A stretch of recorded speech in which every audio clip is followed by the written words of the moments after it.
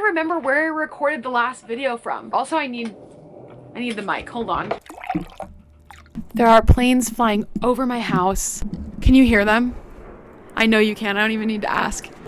It's just a thing that's gonna happen.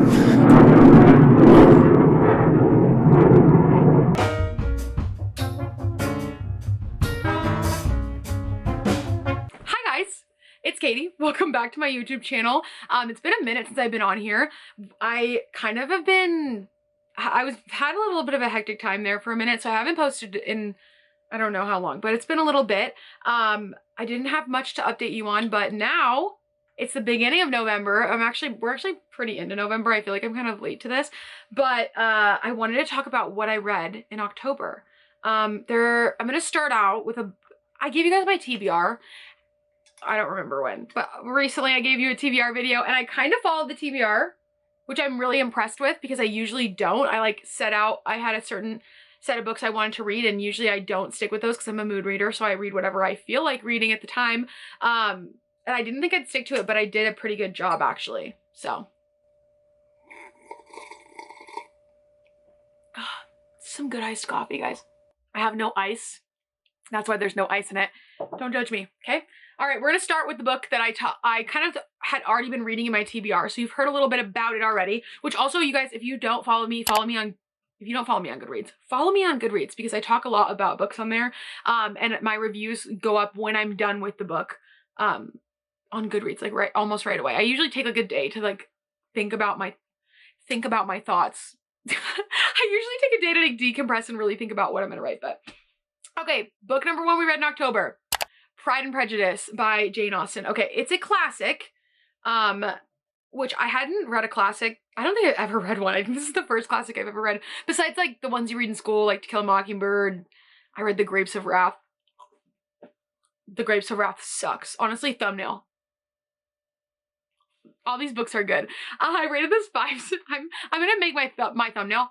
But all the books are good, so. Okay, I read it, and I also listened to the podcast live, by Hot and Bothered, live from Pemberley. I've talked about it in a couple other videos. I'll probably, put a, like, image of the podcast here. They go through every chapter and talk to you about, like, the cultural, background that you need to fully understand the novel and how feminist and awesome it is, which I would not have been able to do without them. I actually read probably the first like quarter of it without the podcast, and then it wasn't impacting me as much as once I listened to the podcast and was like, oh, because there's a bunch of things about Pride and Prejudice that are like social norms that they're breaking that you don't really understand the weight of unless someone explains to you like, hey, that's not normal. Like, for example, there's a certain thing that Darcy does that's like totally not something that it was even okay to do at that time. And you don't understand how big of a deal it is unless you know that, because as of today, it isn't that crazy of a thing to do. So yeah, Pride and Prejudice, I rated it 5 stars. This is my first book for the month.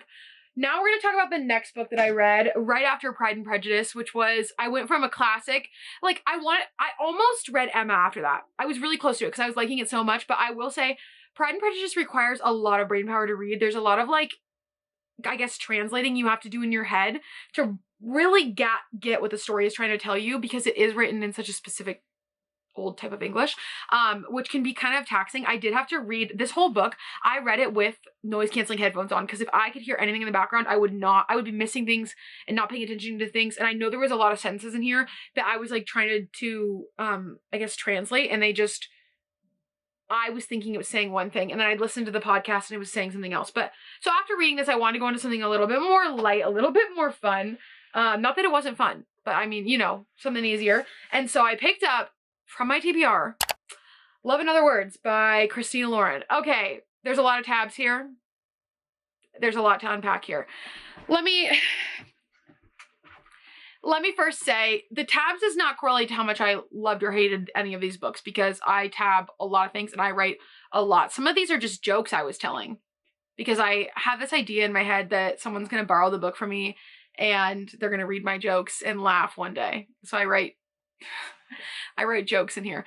I rated this, I think, a 4 out of 5 stars. It was a really great book. As far as Christina Lauren goes, the thing I was worried about was I've read a lot of their books that are they just don't do it for me. They usually have a pretty specific formula, and I don't know, they kind of get old after a while. They have a couple really great books that I do love. I think Roomies is the one that I like. It's the one with the guy from Ireland, if that's ringing a bell. I don't know if it's roomies or not, but that one I really liked. There's other ones I've read from them that I hate, like The Honey Don't List. The Honey Don't List is really bad. I really did not like it. I talked a little bit about that in my TBR, and then I was kind of worried about reading it because I read other Christine Lawrence that fell flat, but I figured this would be one of the best in their catalog. Like up there with, I'm pretty sure it's Roomies. And it was really great. This is one of their better books for sure.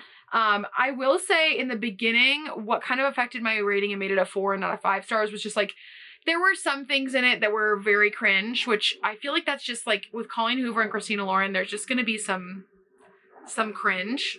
And in the beginning of the story, I kind of felt like Elliot was a Mary Sue.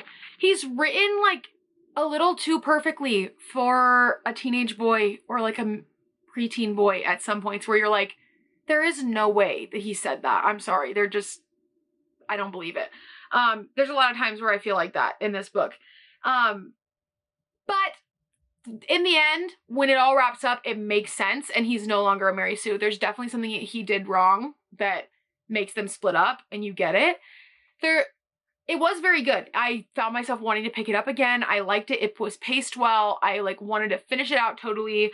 But it was a 4-star. It was better than just okay, but it wasn't a 5-star read for me. But again, I liked it. It was good. It's definitely one of Christina Lauren's best in their backlog, so I highly recommend, especially if you like childhood friends to lovers and like the time gap stories. Like this was probably one of the better ones I've read. So that was Love in Other Words by Christina Lauren. Okay, next thing I read. Again, followed my TBR this month. That's crazy. The third book I read was Daisy Jones and the Six by Taylor Jenkins Reid. I've never read a Taylor Jenkins Reid, and after reading this, I understand the hype. This is such a good book, and it's becoming a show or a movie. I think it's a movie, and I just saw the clips for the movie today, and I was like, literally so impressed. Like, it looks so good. All the casting was so good. There's a clip of Taylor Jenkins Reid like talking about the casting, and she was like, the cast is so good that I have a hard time remembering who I was imagining in my head that wasn't them. And I'm like, yeah, their voices even sound right. Like, it's just so perfect. I'm really excited to watch the movie. Like, can you tell? I'm really excited. But this was a great book. It's about a rock band in I think it's the 70s. And they're like rise and fall and what broke them up. And it's all told through interviews. You've probably heard about this book before because it is, I feel like the first 3 books I'm talking about. Who hasn't read these, right? But it was amazing. I freaking loved it. It's definitely not like, if you pick it up looking for a love story, that's not what you're going to get. It is, there's a love story at the core of it, but it's really a ragtag team banter kind of deal, in my opinion. This might be controversial, but I feel like it's like musical Six of Crows. Like, that's what I got from it. And I just freaking loved it. It was so good. It just, the way that all the storylines and characters weave together, it was like so perfectly done. Really, really greatly done. And the fact that you're reading like interviews and not like a storyline, like scenes and stuff. So you're not reading like long descriptions of rooms or like where they are or anything like that. You're just hearing like talking heads. Basically, that's what the whole book is told through. So it's literally just the facts, just the tea, just the drama. And I loved, my favorite character in this was, I think his name's Warren. I don't know, their freaking drummer is hilarious. So good. So that was the 3rd book I read in October. Now, the 4th book I read, I actually don't own physically. I read the audiobook, and I was really excited because I have Scribed. If you don't know about Scribed, I'm going to go on a little rant here. Not sponsored, nothing like that. I just love the app. Scribed is basically Netflix for audiobooks, and it's $10.99 a month, and you get unlimited access to their libraries. They have so many great things, a lot of new titles, including this one that I'm about to talk about. And it's just great because if I find something that I like, but I don't know if I for sure want to buy it, like the reviews are iffy, people, like I'm hearing people like it and dislike it. And I'm like, I don't know if it's worth buying. I pay for Scribed and I find it in the Scribed library. I'm like, oh, you can read. There's like actual like ebooks on there and there's audiobooks. So it's also great for when I'm working or if I want to like buy a book physically. Like I did it with this one, or not this one. I did it with Love in Other Words, I think. You can like read the book physically, but then not have to buy a audiobook of it because it's already in the Scribed library. So I do that a lot and it helps me read more. But the book that I listened to on Scribed that is currently available is I'm Glad My Mom Died by Jeanette McCurdy. This is I don't read a lot of memoirs, so this is probably like the second or third one that I've ever read. I rated it 5 stars. I like rate memoirs as like a pass fail. Either I liked it or I didn't. I don't think it's right to like rate their lives really. So I just like either give them no stars or 5 stars. And I definitely gave this one 5 stars. It was amazing. Jeanette, I grew up watching iCarly. So as soon as I heard about her memoir, I mean, the title is like insane. I feel like everybody's reading it right now, but it really is worth the read. It was so, I mean, I hate saying that it was good because it's like her life and there's like lots of trauma and crazy stuff that happens, but just so interesting. And I feel like you can learn so much from hearing about her life and just like what it was like being on the other side of things, especially if you were a kid growing up watching her, because I always idolized her. I thought she was amazing. I related to her character in a way, and I just was always fascinated with her. So hearing about her life from her own words and like the way it's told, like you can tell, I don't know, it's just so well written. It was great. It was harrowing and crazy, and the stuff that she went through as a kid, like it really blows your mind, especially when you saw her on TV and you thought that everything was supposed to be going so good for her when it wasn't. I don't know, really great book. Definitely recommend to you guys if you want to read a memoir. I'm Glad My Mom Died by Jeanette McCurdy. Okay, the last book I read in October. I literally finished this like the last day of October, like at midnight, the last day of October. This is a read I was so highly anticipated for me. And here's the story. I did not even know it was coming out. And then I was watching, Destiny said, well, she's awesome. I watch her YouTube channel a lot. I was watching one of her reading vlogs or a haul or something, and she hauled it. And I had no idea it came out. And basically the author just randomly dropped it. Didn't give any pretense, nothing, and just randomly dropped a brand new book on us. And that author is Mariana Zapata and When Gracie Met the Grump. This book, you guys, what's so crazy about this, it has no tabs, but I wrote like crazy in here. There's so much writing in here. That's why it has no tabs. This was such a crazy book for me because I love Mariana. She's the queen of the slow burn, grumpy sunshine romance. Once you read one of her books, you will never go back. I urge you to start with The Wall of Winnipeg, one of my all-time favorite books. I've read it literally 5 times. You can also listen to the audiobook on Scribed, guys. It's really the shit.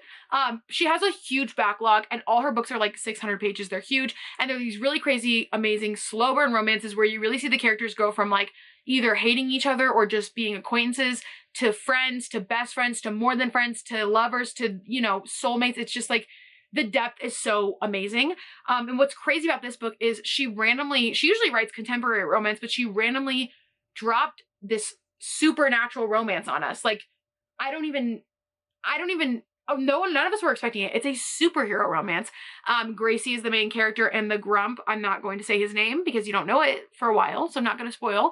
But the Grump is a superhero, and he randomly lands in her backyard really injured, and she has to help him heal. And the story goes on from that. It is slow to start, which all her romances are, and I'm going to say the first, like, I don't know, I'm trying to figure out where I was in this. I don't know, the first like 100 pages, I was like, I don't know, because he is definitely the grumpiest hero that Mariana has ever written, which if you've read Mariana before, you know she's got some grumpy heroes, so that's saying a lot. But in the first 100 pages, I was like, when is it going to pick up? I don't know. And then there's a twist, and it just goes ham from there. Literally insane. So freaking good. I was worried that I wouldn't like this because I feel like some of her newer books I haven't been super in love with. I feel like they've gotten kind of formulaic in a way, and the premises weren't that great. Her contemporaries usually have like a background theme of something, like obviously Wall of Winnipeg is football, and then Colty is soccer, and they always have like a running, like, I don't know, theme in the background of like a sport or a hobby or something that the characters do. And so I don't know, the last couple ones I wasn't super in love with. Like All Roads Lead Here was like about hiking and stuff, and I just was like meh about it. Now, I like to hike, it just wasn't enough for me. So I was worried that this wouldn't be that good, but she said that she had written a couple other books or tried to write a couple other books before writing this, and that nothing stuck with her except for this. And I just think this is going to open such an amazing door for her. Spoiler alert, I don't know why I didn't say this in the beginning. I rated this 5 stars. I don't know. I feel like it's going to open a whole new door for her. The supernatural paranormal romance she's really freaking good at it. She did an amazing job. The hero, amazing. The heroine, amazing. I loved them. It was classic Mariana Zapata, but with a twist. And it was a little different than her normal stuff, but in the best ways. She has a lot of tropes in here that she's actually even done before, but she just does them in this new way. I absolutely fell in love with it. I wanted to do a reading vlog of it, but I ended up devouring this so fast that I couldn't even record the clips because I was just too excited to keep reading. So I didn't end up I didn't end up recording any clips of me reading it. But if you're a fan of Mariana Zapata, here's what I'll say. If you have not read her yet, don't read this first. Go read Wall of Winnipeg, go read Colty, go read the backlog, okay? Save this because this has easily become like in my top 3 of her books. Like I can't rate one as my most favorite because there's like a tie between Wall of Winnipeg, Colty, and this. But go read those first and then read this. She's just so great. I just love a grumpy sunshine. I love a slow burn. I'd like to see the like whole relationship moving forward instead of just like, I feel like some books it's all about the spicy scenes, which good on you, girl, if you want that. But I want to see that relationship. I want to see them go from not knowing each other to real and just the progress, like, you know what I'm saying? Like a real life relationship, because that's how real life relationships are. Let's recap. Pride and Prejudice, 5 out of 5 stars. Love in Other Words, 4 out of 5 stars. Daisy Jones and the Six, 5 stars. I'm Glad My Mom Died, 5 stars. When Gracie Met the Grump, 5 stars. It was a great reading month. I was like on a freaking roll and I just kept thinking like, oh my God, this is gonna end somewhere, which, spoiler alert, ended in November. The first book I read this month, if you've looked at my Goodreads, you already know what it is, but I'm just not very in love with it. But I'm super excited to keep reading. I've got lots of stuff on my shelf that I'm ready to get to this month, and I'm just excited to share with you guys all of my reads. And leave me a fish emoji. A fish emoji if you made it to the end of this video, and let me know what you're reading this month. What are you reading in November? Have you read any of the books I talked about? What do you think about them? Are you interested in them now that I've talked about it? And don't forget to follow me on Goodreads. If you like, go to the description of this video and follow me on Goodreads. Let's be Goodreads buddies. Also follow me on Instagram. I have like, that's my main platform. That's where I post most of the time. That's like the reason I started the YouTube channel was because of my Instagram. So if you're not over there, get over there, okay? But that's gonna be it for today. Thank you for chit-chatting with me. Subscribe, like, comment, all the YouTube stuff. Okay, guys. Thank you for listening. Bye-bye.